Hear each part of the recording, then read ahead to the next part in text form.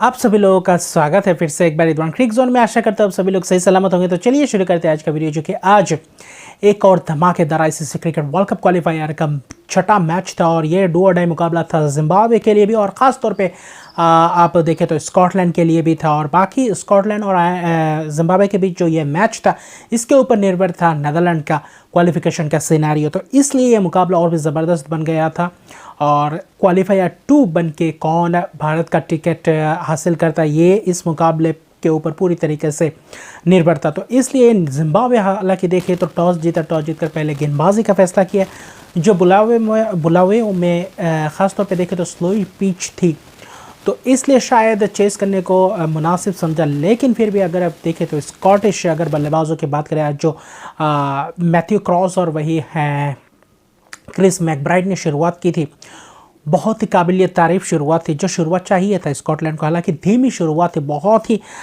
धीमी तरीके से ये पार्टनरशिप बिल्डअप की थी। हालांकि गेंद भी बहुत सारे लिए थे दोनों ही बल्लेबाजों ने पूरी इनिंग्स में। अगर जब तक वो लोग आउट नहीं हुए तब तक अच्छी खासी गेंदें खेली और ज़्यादा से ज़्यादा रन्स बटो नहीं पाए, लेकिन विकेट भी नहीं कमाए। दूसरे तौर पे आकर देखें तो दोनों के बीच सलामी बल्लेबाजों ने 56 रन के करीब पार्टनरशिप 54 रन के करीब पार्टनरशिप दिया था, 56 रन के करीब पार्टनरशिप दिया था सलामी बल्लेबाजों ने, जहां पे मैकब्राइड को आउट किया। ज़बरदस्त अंदाज से वो गेंदबाजी की। ख़ास तौर पे देखें तो चटारा ने वो विकेट लिया, हालांकि 28 रन बनाए 45 गेंदों में। मैथ्यू क्रॉस और ब्रेंडन मैकमूलन जब आए उसके बाद मैथ्यू क्रॉस के साथ अच्छी खासी पार्टनरशिप हालांकि की, करीबन 46 रन के करीब पार्टनरशिप की। और उसके बाद ब्रेंडन मैकमूलन को शॉन विलियम्स ने ज़बरदस्त वो स्पेल था जहां पे दूसरा विकेट लिया था। और जब मैकमूलन आए थे तो अच्छी तरीके से थोड़ी बहुत तेज़ी प्रदान की थी, जहां पे 16 ओवर में 56 थे और वही 25 ओवर में जाकर 100 क्रॉस कर दिए थे, यानी कि 9 ओवर के अंदर अंदर ऐसे ही करीबन 50 के आसपास रन्स बनाए थे। तो ये मैकमूलन के आने के बाद वो थोड़ी बहुत तेज़ी से रफ्तार पकड़ी थी रन गति में। और वहीं पे मैकमूलन ने 34 गेंदों में 34 रन की अच्छी खासी बल्लेबाजी की। और उस पेस को अगर बरकरार रखना था तो मंजी और वही मैथ्यू क्रॉस को अच्छी खासी एक वहाँ से पार्टनरशिप बिल्डअप करना चाहिए था। लेकिन वहाँ पे क्या दबोचा जिम्बाब्वे के गेंदबाज हैं सिकंदर रजा, शॉन विलियम्स दोनों ही एक साथ गेंदबाजी कर रहे थे और पूरी तरीके से प्रेशर में डाल दिए थे स्कॉटिश बल्लेबाज को। रन्स उसके बाद उतने अच्छी तरीके से आ नहीं पा रहे थे। वही शॉन विलियम्स की खूबसूरत वो स्पेल थी, जब 102 पे एक विकेट था वहीं पे मैथ्यू क्रॉस का विकेट चटकाया। उसके बाद ब्रेंडन मैकमूलन छक्का मारने के फिराक में थे और वहीं पे अपना विकेट गवा बैठे और खूबसूरत अंदाज से विकेट चटकाया शॉन विलियम्स ने। उसके बाद देखे तो कप्तान रिची बेरिंगटन को भी चलता किया। तो ये 3 विकेट, हालांकि 38 रन की पारी के लिए मैथ्यू क्रॉस और ख़ास तौर पे देखिए 75 गेंदों में शुरुआत अच्छी थी, लेकिन जो बीच में जहाँ पे रन्स गति को बढ़ाने की समय आ गए थे, जहाँ पे मैकमूलन ने थोड़ी बहुत गति प्रदान करके दिए थे, लेकिन उसको बरकरार रख नहीं पाए। मानसी हालांकि खेले, लेकिन वही कप्तान के विकेट गिरने के बाद एक लगातार 3-4 विकेट गिर गए थे, 118 पे 4 हो गए थे। तो तब और एक पार्टनरशिप चाहिए। तो वहाँ पे मैकिंटॉश के साथ मिलकर मांजी ने थोड़ी बहुत सूझबूझ भरी पारी खेली, लेकिन रन्स तो बना रहे थे लेकिन ज़्यादा गेंदें ले रहे थे। उस वक्त चाहिए था थोड़े बहुत रनगति को प्रदान करना, और वहाँ पे मैकिंटॉश का भी विकेट गया। उसके बाद मंजी थोड़ी ही देर पे मैकिंटॉश का विकेट रनआउट के तौर पर गया। एक अगर देखें तो बैड लक ही कह सकते हैं नॉन स्ट्राइकर पे। और वहीं पे उसके बाद जब सेट बैट्समैन थे मंजी अगर देखिए तो माइकल लिस के आने के बाद मंजी का विकेट गया। मंजी भी बोल्ड हो गए, गारावा का खूबसूरत अंदर आती हुई गेंद में जहाँ के बीट हो गए और वही ऑफ स्टंप को पूरी तरीके से उखेड़ दिया था। और उसके बाद जो पारी थी माइकल लिस्क की, माइकल लिस्क खास तौर पे देखिए स्कॉटलैंड को एक ऐसी ख़ास तौर पे जो रन गति को बढ़ा कर गए वो आखिर में जाकर पूरी तरीके से फ़ायदेमंद साबित हो। और माइकल लिस्क की जो पारी थी पिछले मैच में भी वही जो लोअर ऑर्डर में आते हैं और अच्छी खासी बल्लेबाजी भी करते हैं, और ये ऑलराउंड परफॉर्मेंस स्कॉटलैंड को पूरी तरीके से फ़ायदेमंद साबित भी करते हैं।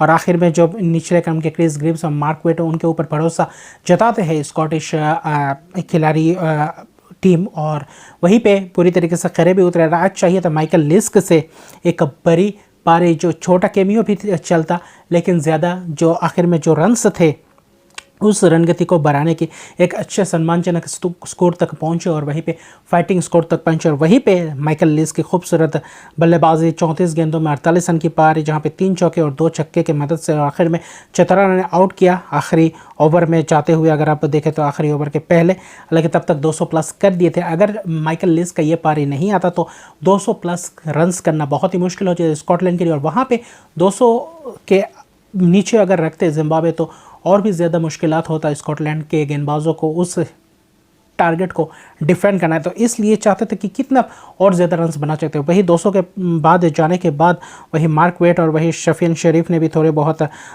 बल्ले घुमाए और मार्क वेट ने भी 21 रन की नाबाद पारी के लिए। और आखिर में इस पार्टनरशिप ने जो माइकल लिस का और वही देखें तो मार्क वेट का, जहाँ पे 40 से 45 रन का पार्टनरशिप हुआ था और आखिरी 5 ओवर में 55 रन आया और उसी ने पूरी तरीके से मैच का थोड़ा बहुत रुख पलट दिया, जहाँ पे 234 रन बनाए 8 विकेट के नुकसान पे, जिसमें शॉन विलियम्स की 3 विकेट थी और वही चतारा के 2 विकेट। लेकिन आखिर में अच्छी खासी गेंदबाजी नहीं है आखिरी 10 ओवर में।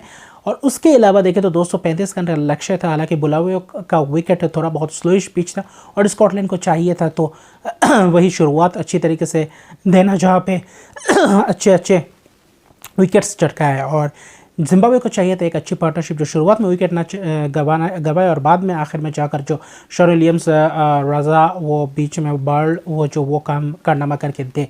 और वहीं पे फंस गए जिम्बाब्वे। हालांकि गंबे को पहले ही गेंद पे आउट किया, क्या खूबसूरत आउटसाइड ऑफ स्टंप पे क्या तेज़ी से गेंद पकड़ी और क्या रफ्तार में वहीं पे कॉट बिहाइंड हुए।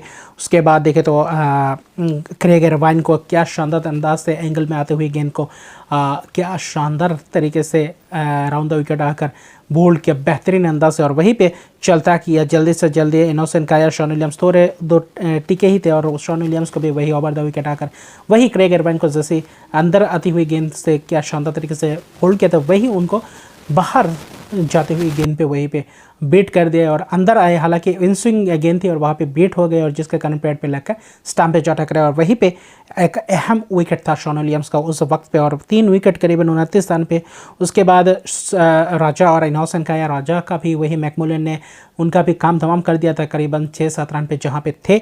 और कैच आखिर में डीप स्क्वायर लेग में वहाँ क्रिस ग्रिप्स के हाथों से एकदम आसान सा कैच वहाँ पे छूट गया। एक समय ऐसा लगा कि राजा को जीवनदान मिला, तो यहाँ से राजा कुछ एक बड़ा लंबे पारी और क्या यहाँ से जिम्बाब्वे को बचा कर ले जा सकते। और उसके बाद ही इनोसेंट काया को उसी ओवर में ही चलता कर दिया वही एलबीडब्ल्यू मैकमुलन ने, जहाँ पे 4 विकेट गवा गए थे 37 रन में। और ऐसा शुरुआत जिम्बाब्वे को नहीं चाहिए तो और तब प्रेशर में आ गए थे जिम्बाब्वे। और तब रयान बॉल और सिकंदर राजा की एक अच्छी पार्टनरशिप बीच में हुई।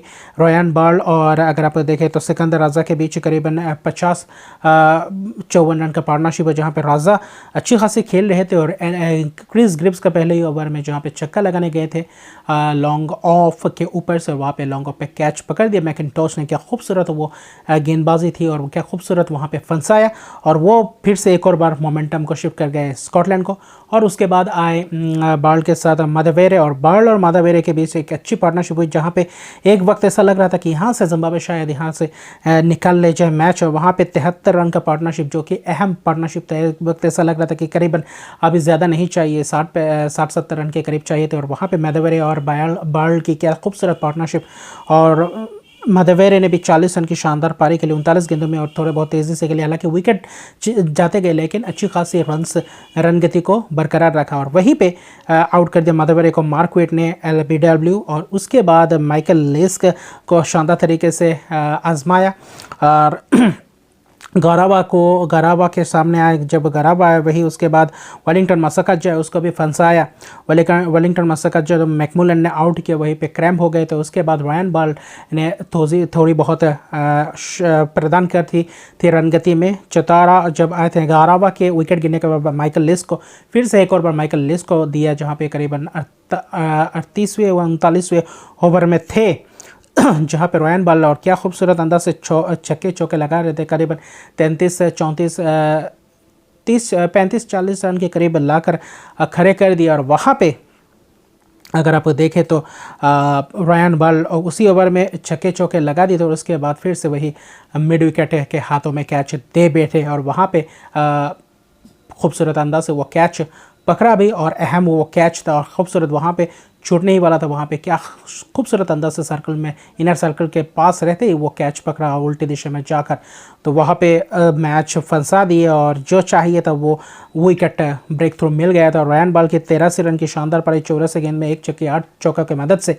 ये अहम पारी थी, लेकिन ये आखिर में जाकर जिम्बाब्वे को जीत नहीं दिला पाई और आखिर में जाकर 203 रन पे ऑल आउट हो गए और 31 रन से हार गए। यहाँ पे जिम्बाब्वे का क्वालिफाई होने का चांस पूरी तरीके से समाप्त हो गया और अभी स्कॉटलैंड नेदरलैंड के बीच जो मुकाबला होगा वहाँ पे पूरी तरीके से निर्भर रहेगा कि स्कॉटलैंड जाएगा या नेदरलैंड। इसमें रन रेट भी आएगा, तो वही क्रिस सोल की शानदार 3 विकेट, ब्रेंडन मैकमिलन की 2 विकेट और माइकल लिस की 2 विकेट, बाकी को एक एक विकेट मिले और ज़बरदस्त ये जीत है स्कॉटलैंड की। और अभी टिकट स्कॉटलैंड या नेदरलैंड में से क्वालिफायर दूसरा क्वालिफायर हमें मिल जाएगा, वो होगा परसों को मुकाबला नेदरलैंड और अगर आप देखें तो स्कॉटलैंड के बीच, और उस मुकाबले में पता चल जाएगा कि कौन दूसरा टीम मिल जाएगा। और ये एक बहुत ही दिल टूटने वाला ये था, जहाँ पे एक इतना आसान सा चांस था जिम्बाब्वे के श्रीलंका के हारने के बाद ये स्कॉटलैंड के साथ हार के ये नॉकआउट हो गया मुकाबला। तो इसलिए अभी के लिए इतने हैं। अभी तक मेरे चैनल को सब्सक्राइब नहीं किया तो मेरे चैनल को सब्सक्राइब कर दीजिए, लाइक शेयर कमेंट जरूर कीजिए। तब तक के लिए गुड बाय।